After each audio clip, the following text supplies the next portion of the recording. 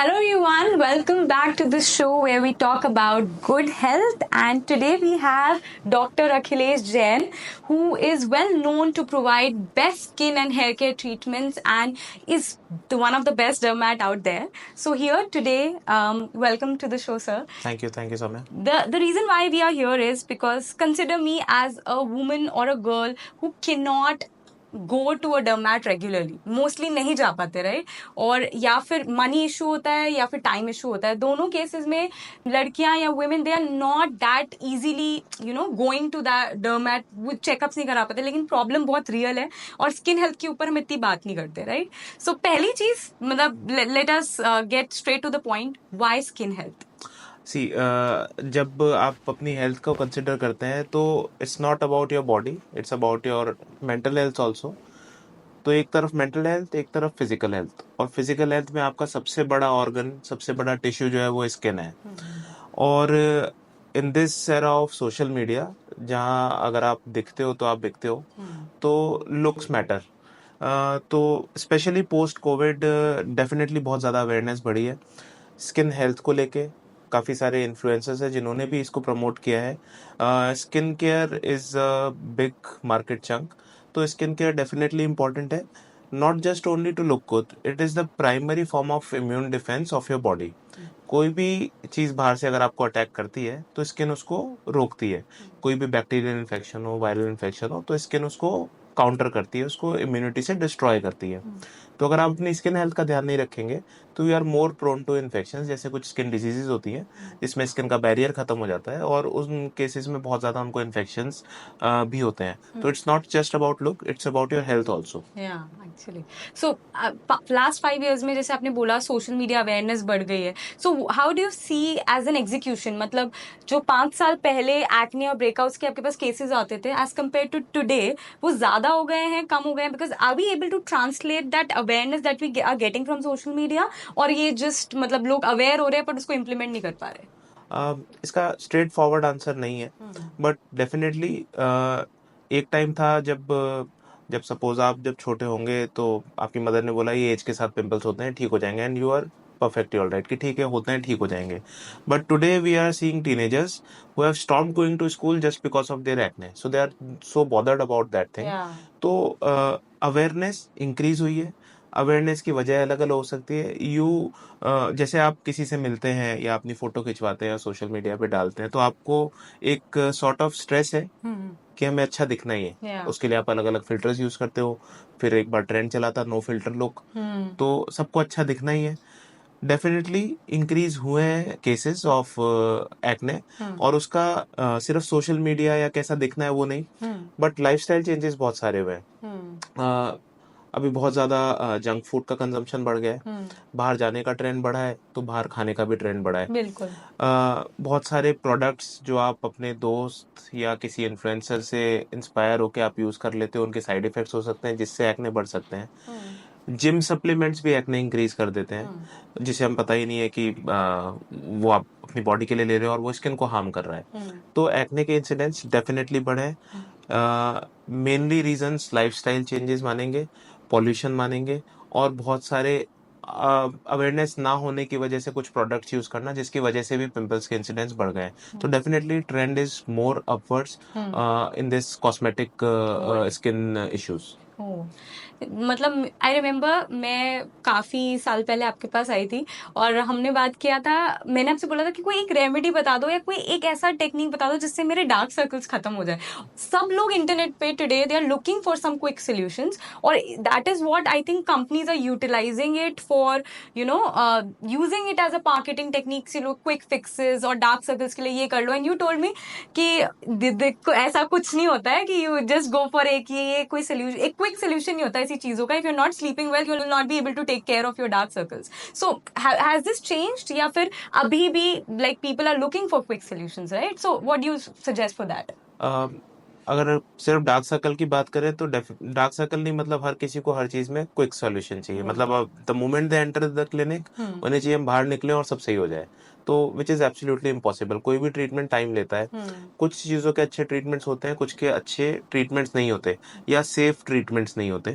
तो अगर dark circle की बात करें तो ये मल्टीफैक्टोरियल है। मल्टीफैक्टोरियल मतलब मल्टीपल कॉजेज हो सकते हैं एक ही चीज़ के। तो उसमें सबसे कॉमन रीज़न है जेनेटिक। जेनेटिकली आपके डार्क सर्कल हैं तो आप कैसे भी करके उसको ठीक नहीं कर सकते, बट इम्प्रूव करने के तरीके हैं।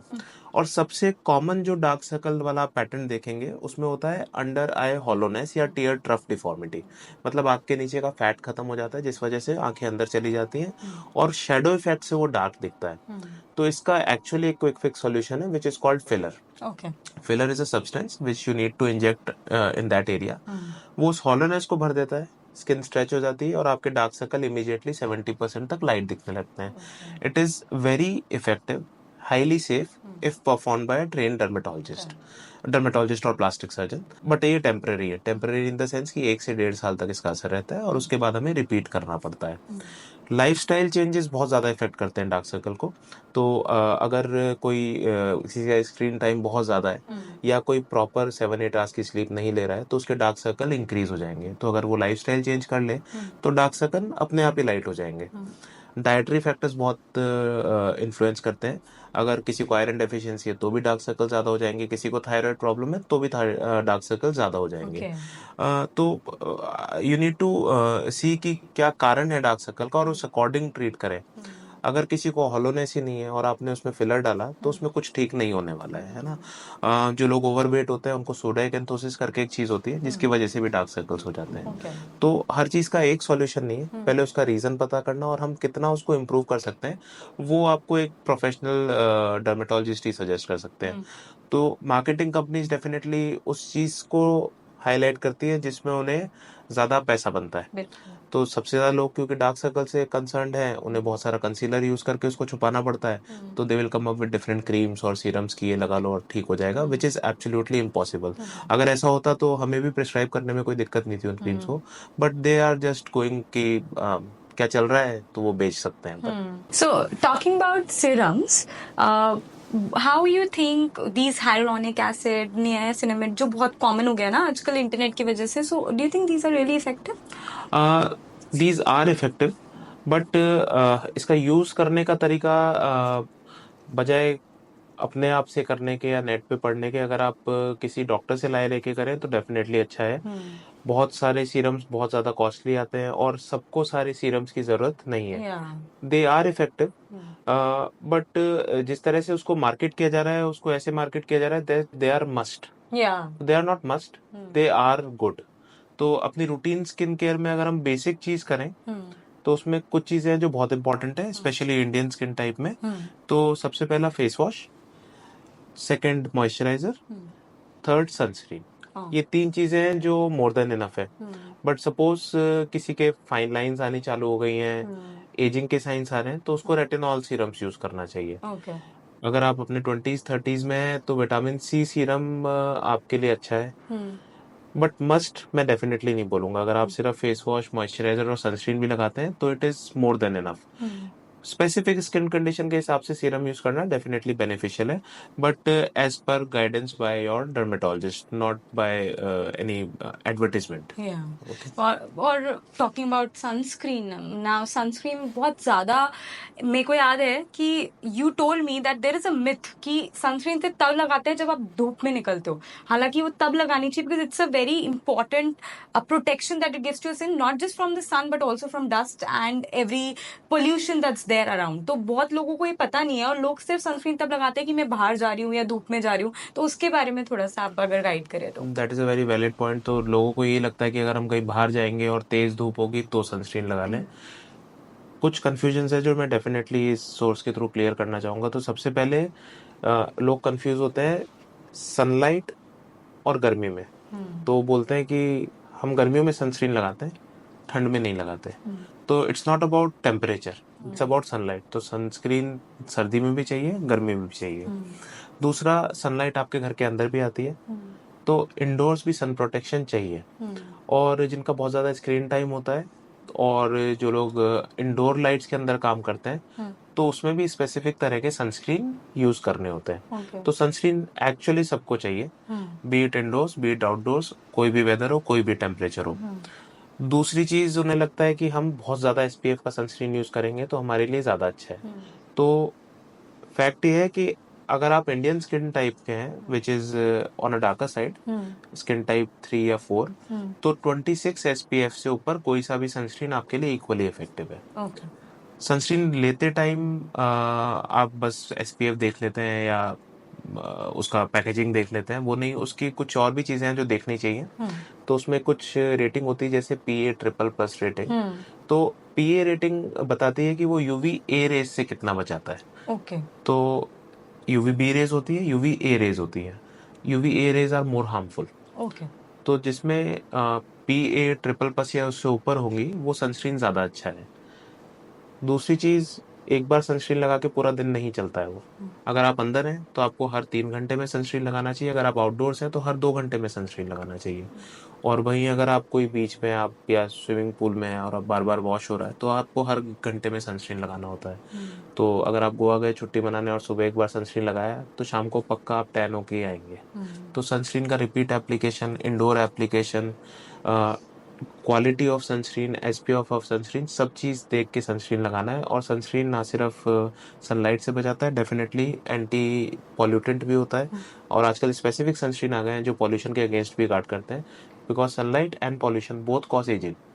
तो एक तरह से एंटी एजिंग वाला भी काम करता है, जो कि मैंने अभी पहले कहा कि अगर आप मॉइस्चराइजर, सनस्क्रीन और फेस वॉश भी करते हैं तो भी काफ़ी सारा काम हो जाता है स्किन केयर के लिए। कितना इम्पोर्टेंट है ये। मैं बचपन से हमेशा कंफ्यूज रही हूँ अबाउट सनस्क्रीन एंड सनस्क्रीन्स, कैसे उनको यूज करना है, कौन सा राइट है। अभी तक भी हम गलत ही यूज कर रहे हैं and this is a very important and valuable insight. Usually मतलब मेरी जैसी जो लड़कियां रहती है लाइक फ्रॉम 18 टू से 30, और when we see internet flooded with celebrities, है ना, हम सेलिब्रिटीज देखते हैं, उनकी ट्रांसफॉर्मेशन देखते हैं, वो किस तरीके से अभी हमने रिसेंटली देखा कि ये इसका स्किन कलर था और फिर उसका स्किन कलर चेंज हो जाता है, तो हम बहुत एक्साइट होते हैं कि अगर ये हो सकता है, राइट, ये ऐसा है। और फिर रिसेंटली अभी इंटरनेट पे एक टर्म बहुत वायरल हो रहा था, वो था ग्लूटाथायोन, राइट। उस पे ऐसा था कि ये आपको लेना है फॉर स्किन वाइटनिंग, ये सारे सेलिब्रिटीज ने किया है तो आपको भी ये करना है for specific amount of time, और इस टाइम के लिए आपको करना है, you will get some skin fairness और brightening. And being you know from Indian origin, हम every girl wants to be fair, every girls want to be like look glowing and everything. तो ये जो ग्लूटाथायोन है, इसके बारे में कुछ बताइए, और इसके मतलब कुछ तो साइड इफेक्ट्स भी रहेंगे अगर हैं, और अगर इसको नहीं ध्यान से लिया गया, या फिर if people are just going by the internet and influencers and not taking good care and not taking proper guidance from a derm, तो किसके क्या साइड इफेक्ट्स हो सकते हैं? फेयरनेस का जैसे आपने कहा कि इंडिया में ऑब्सेशन है, everybody wants to be fair. Yeah. So first and foremost I would like to say, आपकी जो स्किन कलर है वो आपको जज करने में मदद करे तो ऐसा गोरा होना वेस्ट है। दूसरा, जो भी आपका स्किन कलर है उसको इम्प्रूव किया जा सकता है विद सम ट्रीटमेंट्स, जिसमें से एक ग्लूटाथियोन है। तो ग्लूटाथियोन अभी ऑफ लेट इसलिए ज़्यादा फेमस है बिकॉज एक सीरीज नेटफ्लिक्स पे आई थी, उसमें ग्लूटाथियोन का जिक्र था। The bride wanted to be fairer so she got into glutathione Yeah, treatments. yeah. Okay, तो वैसे पहले भी होता था ग्लूटाथियोन ट्रीटमेंट, बट उस सीरीज के बाद ज़्यादा पॉपुलर हो गया है। ग्लूटाथियोन एक ऑफ लेबल ड्रग है फॉर फेयरनेस। ऑफ लेबल मतलब ये इस चीज के लिए इंडिकेटेड नहीं है। ग्लूटाथियोन एक एंटीऑक्सीडेंट है, एक बहुत स्ट्रॉन्ग एंटीऑक्सीडेंट है, जो कि जिनका लिवर बहुत ज्यादा डैमेज हो जाता था उनको लाइफ लॉन्ग लेना पड़ता है। तो in terms of safety it is absolutely safe, okay. But उसका यूज फेयरनेस में अभी भी ऑफ लेबल है। ऑफ लेबल मतलब कोई किताब या गवर्नमेंट उसको अप्रूव नहीं करती है इस काम के लिए। ओके। तो ऑफ लेबल तरीके से ग्लूटाथियोन दिया जाता है। ग्लूटाथियोन के अलग अलग फॉर्मुलेशंस होते हैं, तो कुछ होते हैं ओरल और कुछ होते हैं इंजेक्टेबल, और लास्टली टॉपिकल क्रीम्स में। तो क्रीम्स वाला ग्लूटाथियोन इज एब्सोल्यूट वेस्ट, वो काम करता ही नहीं है। Best is injectable and oral is middle, मतलब ओरल कुछ काम करता है कुछ नहीं करता। बट अगर हम ये सोच के उसको यूज करें कि हम बहुत काले हैं और एकदम सफेद हो जाएंगे उससे, ऐसा किसी से भी नहीं हो सकता है। और जहाँ तक सेलिब्रिटीज के ट्रांसफॉर्मेशन की बात है, तो आपने कितने सेलिब्रिटीज सामने देखे हैं बिना मेकअप के? तो वो मेकअप है या एक्चुअल ट्रांसफॉर्मेशन है, और वो सिर्फ ग्लूटाथियोन से या किसी और चीज से, यू नेवर नो। ग्लूटाथियोन सब जगह यूज हो रहा है, और सही बात यह है कि इट हैज वेरिएबल रिजल्ट्स। मतलब कुछ लोगों में वो अच्छा काम करता है और कुछ में वो काम नहीं करता है, but in terms of side effects it is very safe. Okay. और जो रिजल्ट्स दिखते भी हैं आपको, तो वो मोस्टली इंजेक्टेबल ग्लूटाथियोन से दिखते हैं, okay. And it last only as long as you use it. मतलब ऐसा नहीं कि आपने 10 12 15 इंजेक्शन लगवा ली तो आप जिंदगी भर के लिए गोरे हो गए। जब तक आप करेंगे यूज तभी तक उसका असर रहेगा। तो क्योंकि साइड इफेक्ट नहीं है तो आप उसको हमेशा यूज कर सकते हैं, बट मैं प्रेफरेबली अपनी प्रैक्टिस में ग्लूटाथियोन तभी यूज करता हूँ जब पेशेंट बहुत ज़्यादा इंसिस्ट करे कि उनको और कुछ ट्राई करना है, एंड उसका रेगुलर इवेल्युएट करते हैं हम कि उसका फ़र्क आ रहा है तो हम कंटिन्यू रखते हैं, नहीं तो उसको कंटिन्यू नहीं रखते। तो glutathione is safe, I would say partially effective, and injectable is most effective, again by recommendation of dermatologist only.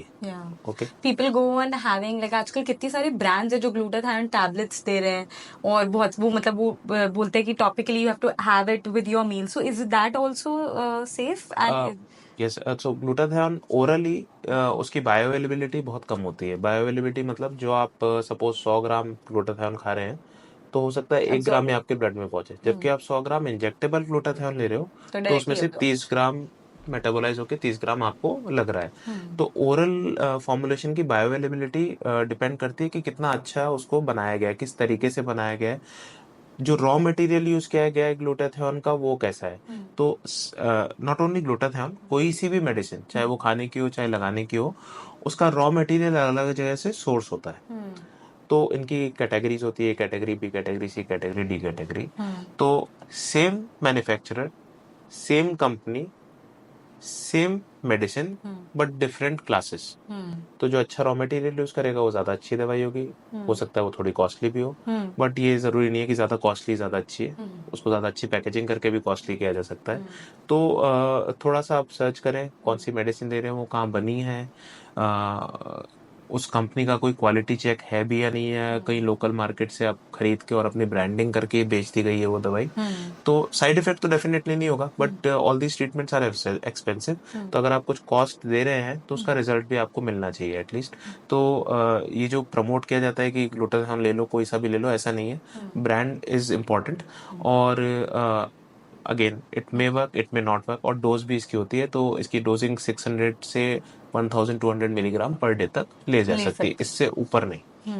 लोग बहुत ऑब्सेस करते हैं इस बात से। I have seen many of my clients coming to me saying कि I have been taking glutathione morning, night and day, and like every day, thrice a day, and I'm like, how can you do this to yourself? There is a dosage for everything, right? Yes, yes. Even and they also ask for like food that gives you like lot of glutathione, so antioxidant मतलब fruits में रहता है, लेकिन at the very same time as you mentioned the bioavailability part, वो इतना किसी भी तरीके से इतना बायोअवेलेबल नहीं हो सकता कि कोई विजिबल रिजल्ट्स दिखे। कितनी भी फ्रूट्स आप अपनी डाइट में ले रहे हो, as long as you are healthy inside, you will see the glow outside, but you cannot change the color of your skin. Definitely अगर आपको स्किन में ग्लो चाहिए तो you have to be healthy, you have to be happy. या otherwise आप glutathione खा के गोरे हो जाओगे, कुछ फर्क नहीं आएगा उससे। एग्जैक्टली या तो या आई थिंक बहुत सारी ये इम्पोर्टेंट टैबू टॉपिक्स हैं जो कि अभी हम कवर कर रहे हैं। इसमें से एक और इम्पोर्टेंट टॉपिक है जो है एजिंग, जिस पे अभी हमने टच किया थोड़ा, और I think this is one of the most important aspect of any women's life. आप देखोगे कोई भी लेडी, कोई भी women, they do not want to age, they do not embrace that ageing that much. उनको लगता है वो एक्सेप्टेंस नहीं आती हमारे अंदर एजिंग को लेके। सो एंड स्किन वो होती है वो बहुत जल्दी चेंज करती है, फ्रॉम फाइन लाइन, रिंकल्स। तो कोलेजन सप्लीमेंट्स, बायोटिन सप्लीमेंट्स, ये बहुत इजीली अवेलेबल है मार्केट में। But what you have to say about ageing and how you think कि स्किन हेल्थ एक बहुत बड़ा रोल प्ले करती है इसके अंदर? So what do you think कि from a mindset perspective women have to think और उसको उस तरीके से काम करना चाहिए, and like when it comes to aging उनको exactly क्या सोचना चाहिए ताकि उनमें ज्यादा एक्सेप्टेंस आ सके? सो फर्स्ट ऑफ ऑल तो एजिंग इज इनएविटेबल, वो होनी होनी है, किसी को जल्दी किसी को लेट एजिंग चेंजेस दिखने लगेंगे।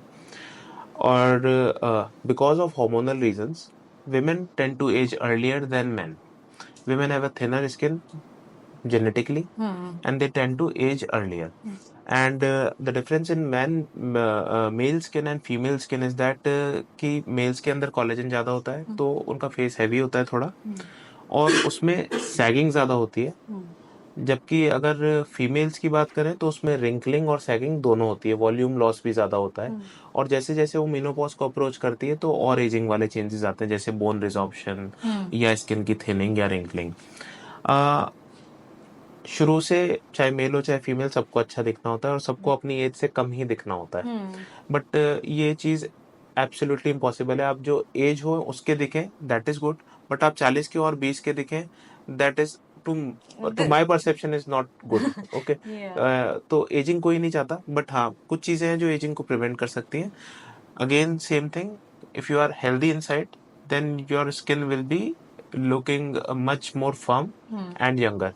तो इसमें लाइफस्टाइल, आपका वर्कआउट, डाइट, कितना स्ट्रेस आपकी लाइफ में है, किस तरह का सोशल सर्कल है आपका, ये भी इन्फ्लुएंस करता है आपकी हेल्थ को।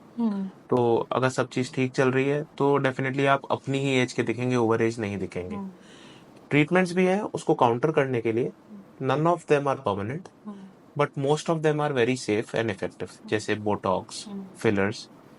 पर आउट ऑफ प्रेशर बोटॉक्स या फिलर्स कराना कि मेरी फ्रेंड ने कराया तो मैं करा लूँ, उसकी बजाय अगर आपको खुद को मिरर में देख के कोई चीज़ अच्छी नहीं दिख रही तो उसको रेक्टिफाई कराना चाहिए, not just out of social pressure कि सबने बोटॉक्स कराया तो मैं भी करा लेती हूँ Botox.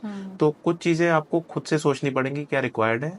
All these treatments are very expensive, और क्योंकि इंडिया में लीगैलिटी थोड़ी सी कम है तो कई सैलॉन्स में भी ये ट्रीटमेंट हो रहे हैं, कई नॉन डॉक्टर्स भी ये ट्रीटमेंट कर रहे हैं, इनफैक्ट कई डेंटिस्ट भी ये ट्रीटमेंट कर रहे हैं जो उनके कोर्स में नहीं है। तो कुछ भी ट्रीटमेंट कराएं, पहले तो आप खुद ज़रूरत महसूस करें उसकी, अगर आपको लगता है उसकी ज़रूरत है तो प्रॉपर रिसर्च करने के बाद वो ट्रीटमेंट कराएं। तो ageing is inevitable, you have to age gracefully, और कुछ चेंजेस आने हैं जिसको आप डिले कर सकते हो, मगर उसको अवॉइड ना नहीं कर हो ऐसा तो सकते। हो ही नहीं सकता। बिल्कुल। एंड ये बहुत इंपॉर्टेंट पॉइंट है कि if you are taking any kind of guidance with respect to your skin health या फिर कोई भी हेल्थ रिलेटेड चीज है, the professional is very important. जैसे आपने बताया सैलून्स में भी आजकल हो रहा है, ये बहुत सैड है क्योंकि यंग गर्ल्स, उनको ज्यादा पता नहीं होता, वो थोड़े से कम पैसे होते हैं और वो लोग जाके if they just come up with it कि कोई ऐसा मेरे को कर रहा है कि बुटॉक्स मिल रहा है मुझे या फिर मुझे ऐसा कोई ट्रीटमेंट मिल रहा है that will reduce my age, they just go, they find it very attractive. Yes. And that is a very big problem because वो professional guidance नहीं है, right? With lack of professional guidance that can be a real problem. So yes, this is a huge issue कि आपको चाहे कोई भी professional field हो, when it comes to your health you have to seek professional guidance. वो बहुत matter करती है, otherwise मतलब आप misguide हो सकते हो और थोड़े से आपके पैसे तो जाएंगे और आपकी हेल्थ भी जाएगी। Exactly. ये बहुत important है। So yes, I think we have mostly covered all the topics. मैं बहुत ग्रेटफुल हूँ कि आपने अपना इतना इम्पोर्टेंट टाइम मुझे दिया एंड इतने सारी ऑडियंस को दिया जो कि they find it very difficult to go to a डर्मैट regularly. तो उनके लिए ये routine, importance of sunscreen, from ageing to skin brightening, ये सारे टॉपिक्स बहुत मैटर करते हैं, बहुत इंपॉर्टेंट है। I been through that situation when skin health was a big reason of stress. और फिर जब you don't have a good dermat to talk to, because usually when you go to a dermatologist तो आप किसी problem को लेके जाओगे, right? They don't discuss on each and every aspect. Today what we did is very important. So thank you so much for Thank your you. time. Thank you so much. Thank you. Thank you. And yes, you definitely tune in for more such information. And if you want any guidance with respect to your skin health or your hair care, then you can reach out to Dr. Akhilesh Jain. I'll put all the links where you can reach out to him and his clinic details in the description below. And till then, take care of yourselves. Thank you so much. Don't forget to hit the subscribe button and the bell icon along. Till then, stay fit, stay happy.